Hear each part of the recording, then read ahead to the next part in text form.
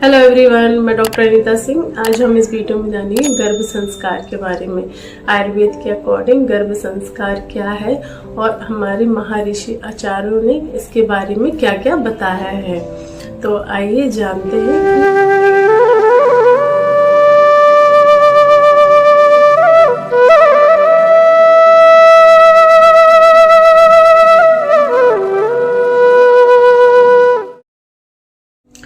देखिए, गर्भ संस्कार के बारे में आयुर्वेद के महर्षि आचार्यों ने कई साल पहले बताया था और आजकल ये बहुत ट्रेंड में भी है।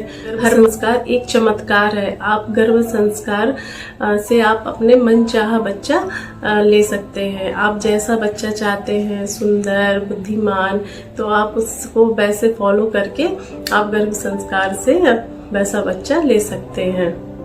देखिए, आयुर्वेद के अकॉर्डिंग गर्भ संस्कार दो शब्द से मिलकर बना है, गर्भ और संस्कार। गर्भ का मतलब है कोख और संस्कार का जो गर्भ में संस्कार दिए जाएं, उसको गर्भ संस्कार कहा जाता है। अब गर्भस्थ शिशु की शिक्षा को गर्भ संस्कार कहा जाता है। जैसे कि एक गुण से दूसरे गुण में परिवर्तन होना संस्कार कहलाता है। जैसे कि दूध से दही का बनना या आटे से रोटी का बनना, तो ये संस्कार कहलाते हैं। तो इसी प्रकार आप गर्भ संस्कार से अपनी मनचाही संतान आप परिवर्तन करके बना सकते हैं। देखिए, सभी चाहते हैं कि हमारी संतान सुंदर हो, बुद्धिमान हो, संस्कारी हो। तो ये आप आयुर्वेद में जो गर्भ संस्कार बताया गया है, आप इससे अपनी मनचाही संतान आप पा सकते हैं। गर्भ संस्कार को मॉडर्न साइंस में प्रीनेटल कम्युनिकेशन भी कहते हैं और ये साइंटिफिकली प्रूव भी हो चुका है कि गर्भ में बच्चे माता पिता या पेरेंट्स के बातों को, भावों को, विचारों को महसूस कर सकते हैं।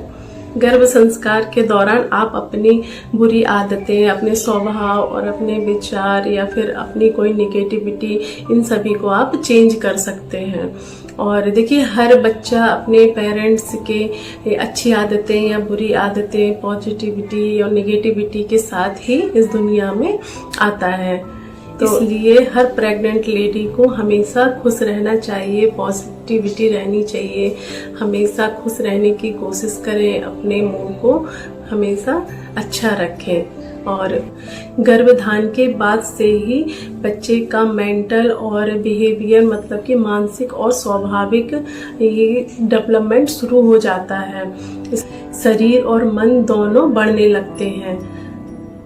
गर्भ में बच्चे का मन अपने माँ और बाप दोनों से जुड़ा रहता है, लेकिन स्पेशली माँ से जुड़ा हुआ रहता है। इसलिए माँ जो भी करेगी या जो भी सुनेगी या जिस वातावरण में रहेगी, तो वो हर चीज बच्चा महसूस कर सकता है। माँ के हर एक विचार या एवरी थॉट से बच्चे को असर पड़ता है। इसलिए हमेशा माँ को खुश रहना चाहिए, अच्छी अच्छी म्यूजिक सुनना चाहिए, अच्छी अच्छी कहानियाँ सुननी चाहिए, स्टोरी सुननी चाहिए और हमेशा कोशिश करनी चाहिए अच्छे माहौल में रहने की। और इन सब से बच्चा भी स्वस्थ रहता है और उसका ब्रेन भी डेवलप होता है। इसलिए हमें इन बातों का ध्यान रखना चाहिए प्रेगनेंसी में। और देखिए, माँ का गर्भ ही बच्चे के लिए उसका ब्रह्मांड होता है, यूनिवर्स होता है। और जो भी आप उसमें अच्छे विचार, बुरे विचार या गुड बैड थॉट जो भी आप उसमें डालेंगे, तो वही आपको वापस बच्चे के गुण के रूप में वापस आएगा। इसलिए हमारी भारतीय संस्कृति में कई ऐसी कहानियां हैं जो हमें गर्भ संस्कार से बहुत कुछ सिखाती हैं। जैसे कि अभिमन्यु की स्टोरी और प्रहलाद की स्टोरी, तो ये भी एक गर्भ संस्कार से जुड़ी हुई है। जैसे अभिमन्यु की कहानी, जो महाभारत में अर्जुन के पुत्र थे। और जब अर्जुन की पत्नी गर्भवती थी, तब उन्हें चक्रव्यूह के बारे में बताया गया था। जब अभिमन्यु कुरुक्षेत्र में एक युवा योद्धा बन गए, तब उन्हें अपने पिता की कहानी याद आई, जो उन्होंने अपनी माँ की कोख से सुनी थी। इसी प्रकार प्रहलाद की भी स्टोरी है। तो ये सभी स्टोरी हमें गर्भ संस्कार का महत्व बताती है।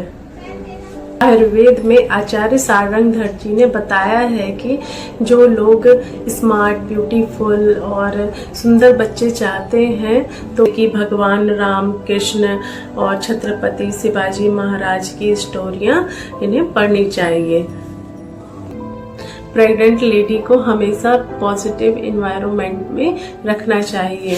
और यदि प्रेग्नेंट लेडी खुश नहीं है या फिर ज़्यादा टेंशन लेती है और स्ट्रेस लेती है तो इसका असर बच्चे के दिमाग पर नेगेटिविटी लाता है और नेगेटिव प्रेशर डालता है। इसलिए प्रेग्नेंट लेडी को हमेशा खुश और स्वस्थ रहना चाहिए।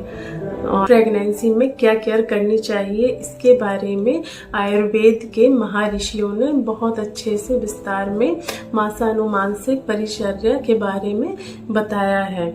इसमें आपको क्या खाना चाहिए, क्या चीज़ नहीं खानी चाहिए और क्या पीना चाहिए, क्या नहीं पीना चाहिए, क्या करना है, क्या नहीं, इसके बारे में अच्छे से बताया गया है। और इसके बारे में हम सेकंड पार्ट में बात करेंगे। जानकारी आपको अच्छी लगी हो तो वीडियो को लाइक, सब्सक्राइब और शेयर करें। Thank you.